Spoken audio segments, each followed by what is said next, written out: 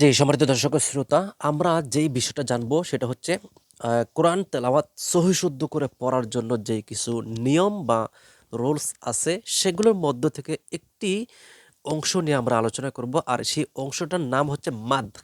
মাদ শব্দের অর্থ হচ্ছে টেনে লম্বা করে পড়া। অর্থাৎ আমরা কোরআন শরীফ পড়তে গেলে যে টান দিয়ে আমরা এরকম সুর দিয়ে পড়ি সেটাই হচ্ছে মাদ। তো এই মাদ আমরা দেখতে পাচ্ছি মোট ১৩ প্রকার। ১৩ প্রকারের মধ্যে আজকে আমরা যেটা জানবো এক আলিফ মাদ। এক আলিফ মাদ ৫ প্রকার। এই এক আলিফ মাদ যে ৫ প্রকার সেটা সম্পর্কে আমরা একটু বিস্তারিত আপনাদেরকে জানানোর চেষ্টা করবো ইনশাল্লাহ। আপনারা যে যেখান থেকে দেখছেন অবশ্যই আমাদের এই ভিডিওটাকে শেয়ার করে অন্যদের মাঝে শেখার সুযোগ করে দিবেন। কারণ আমরা কোরআন শরীফ পড়তে গেলেই কিন্তু আমরা বিভিন্ন এরকম হরফ পাই, এগুলোকে আমাদেরকে তাজবিদের ভাষা বা নিয়ম অনুযায়ী এরকমভাবে টেনে টেনে লম্বা করে পড়তে হবে, অন্যথায় কিন্তু আমাদের তেলাওয়াতের মধ্যে ভুল হয়ে যাবে। তো দেখেন আমরা দেখতে পাচ্ছি যে এক আলিফ মাদ ৫ প্রকার। এক নম্বর হচ্ছে মাদ্দে মাদ্দে তবাই, তারপর মাদ্দে লিন, তারপর মাদ্দে বদল, তারপর হচ্ছে মাদ্দে ইওয়াজ, তারপর হচ্ছে মাদ্দে সিলায়ে কাসিরা, মাদ্দে সিলায়ে কাসিরা। তো এই এই এই প্রকার মদগুলো যে আছে, তো আমরা সেগুলোকে কিন্তু টেনে টেনে পড়বো। তো আমরা প্রথমটা সম্পর্কে একটু বিস্তারিত জানার চেষ্টা করছি। দেখেন প্রথমটা হচ্ছে কি আমরা দেখেছিলাম মাদ্দে তাবাই। তাবাই মাদ্দে তাবাইর বিস্তারিত এখানে বলা হচ্ছে। দেখেন মাদ্দে তাবাই মাদ্দের হরফের বামে হামজা সাকিন না থাকলে মাদ্দে তাবাই ডান দিকের উচ্চারণকে এক আলিফ টেনে পড়তে হয়। যেমন নুহিহা ওয়ামা কানু। আমরা কিন্তু জানি মদের হরফ হচ্ছে ৩টি, ওয়াও আলিফ ইয়া। তো দেখেন আমরা প্রথমে দেখতে পাচ্ছি এখানে ওয়াও, তারপর এখানে ইয়া, তারপর এখানে আলিফ। তো একটু বোঝার চেষ্টা করবেন, এখানে কিন্তু বিস্তারিত বলা আছে মাদ্দের মাদ্দের হরফের বামে হামজা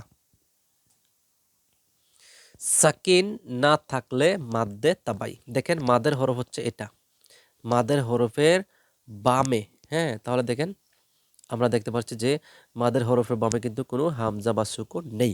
সেজন্য আমরা এখানে কি পড়বো, এখানে মাদের হরফ হচ্ছে নুন, নুন অপেশ নু, তারপর হেজর হি, নো হি হা ওয়ামা কানু।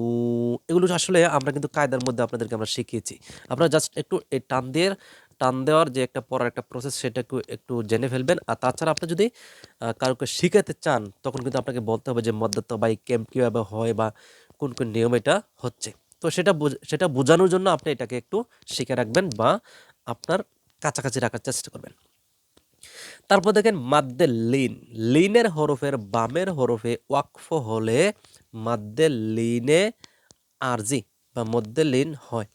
লিনের হরফকে এক আলিফ টেনে পড়তে হয়। দেখেন লিনের হরফ হচ্ছে ইয়া এবং ওয়াও। দেখেন তারা বলছে লিনের হরফের বামের হরফে ওয়াকফ হলে, দেখেন এই যে এটা হচ্ছে লিনের হরফ, এটার বামের হরফ হচ্ছে এটা।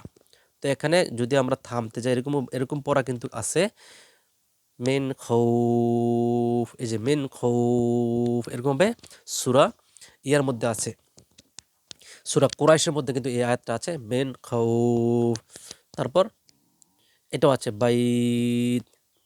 তো এই যে এটা হচ্ছে লিনের হরফ, এটা হচ্ছে লিনের হরফ।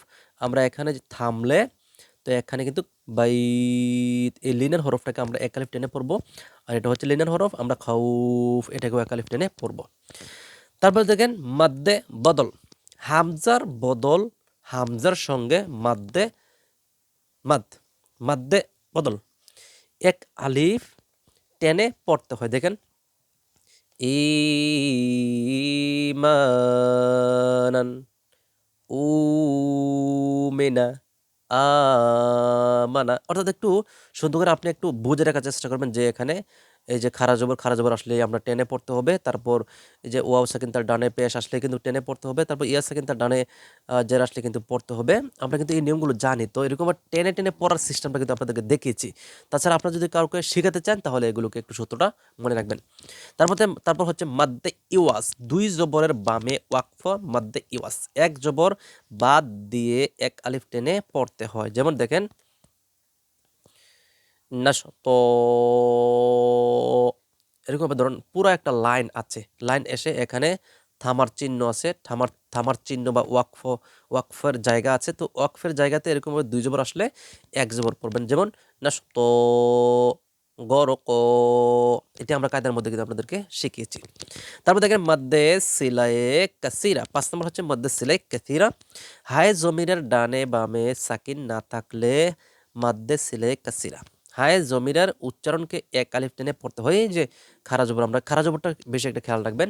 হাওলটা পেশ হু, বা বাজের বি হাকাজে হি, বিহি, এগুলো কিন্তু কায়দার মধ্যে এখানে যেখানে যেখানে টান দিতে হবে এই মধ্যে লেন ছাড়া, এটা, তারপর ইটা, তারপর ইটা, তারপর এটা, এগুলো কিন্তু এই ৪টাই কিন্তু আমরা কায়দার মধ্যে আপনাদেরকে শিখিয়ে দিয়েছি।